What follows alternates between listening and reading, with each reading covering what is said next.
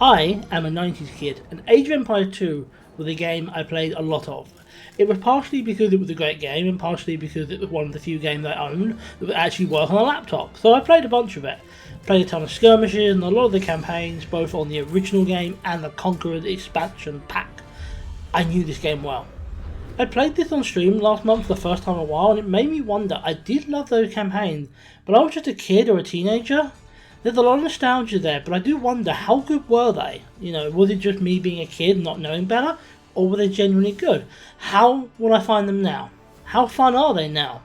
I decided I wanted to find out, and during that finding out, I'm taking you with me. So let's go, and let's start with the first campaign, the William Wallace campaign. I did think about skipping this because it serves as a tutorial, but it's also campaign number 1. It was always the first campaign. It was never like, this is just a tutorial. Like, this is the first campaign. The original game had this as the first campaign. So I decided we're going to go ahead and do it. We have a bunch of others we'll be doing with the original game and the expansion, but for now, we will go with the William Wallace campaign. Starting with the first scenario, marching and fighting. We get introduced to the scenario how we're playing as Scotland versus England. It's not awkward for me as an Englishman at all. And we're straight in, and this feels incredibly unnecessary. It's literally telling us how to click on our troops and move him around. I mean, surely everyone would understand that, right? Surely that's obvious. Not really. We have to remember when this game was made. Although real-time strategy games have existed really since the early 80s, they didn't hit their stride until the 90s. The original Age of Empires came out only 2 years before this one. StarCraft only came out a year before this game. The first Command & Conquer only came out 4 years prior. It makes sense to teach people what a real-time strategy game is and how to play it, because there was a decent chance that this would be most people's first RTS. Our next mission is feeding the army, which is still basic and it doesn't really require a lot. It simply wants us to gather 50 food, wood and gold and explain to us how such a thing is done. Scenario 3, training the troops, advances things a little further, teaching us how to make buildings and to train the troops, as the name would suggest.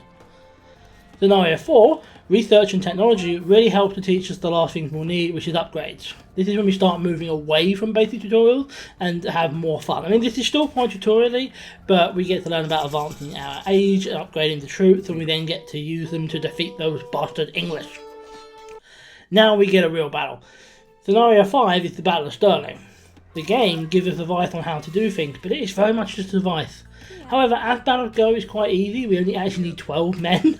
After getting to the feudal age, we take those men, break through the easiest wall in the game, kill a few archers, destroy a watchtower. So, is it a proper scenario? Sure, but it's a very easy one. Now we're back to a tutorial, Forge an Alliance, although this time it's a more advanced tutorial because it teaches us about markets, monks and relics. We finish by getting 3 relics, one we own already, one we have to get from an ally and we also trade with them, it teaches us a bit of that stuff, and one we have to get from the enemy, so we bring the fight to them, and this time it actually feels like a proper fight, get the relic, and then we're done. That takes us to the final scenario, scenario 7, the Battle of Falkirk. This one I feel like is half tutorial, half real campaign.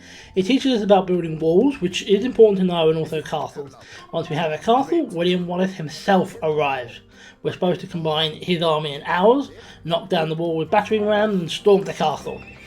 I have a better idea. Wallace arrives on transport ships and we still have control of them.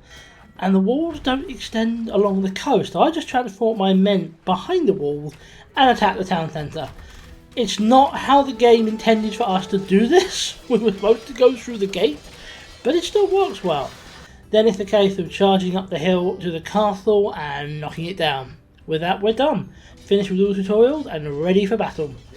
So how did I find this? Mixed. I feel like this tutorial holds your hand a little too much and almost kind of assumes you're an idiot, and I feel like it isn't needed these days. However, I get it. At the time, it made perfect sense. It just hasn't aged well as a result of it really being geared towards its time. My only real complaint is it does feel like William Wallace, as an individual, deserves his own proper campaign rather than being like a tiny part of the tutorial. But otherwise, I still had fun with this. I'm looking forward to getting to a proper campaign, which we will with Joan of Arc. Until then, thank you for watching, and let me know what you think of this limited video series idea. The future videos will dive more into it and provide more analysis, but there's just a limit to what can be done with the campaigns that is mostly a tutorial. Next time, with Joan of Arc, we'll be able to do a whole lot more, and I'll see you then.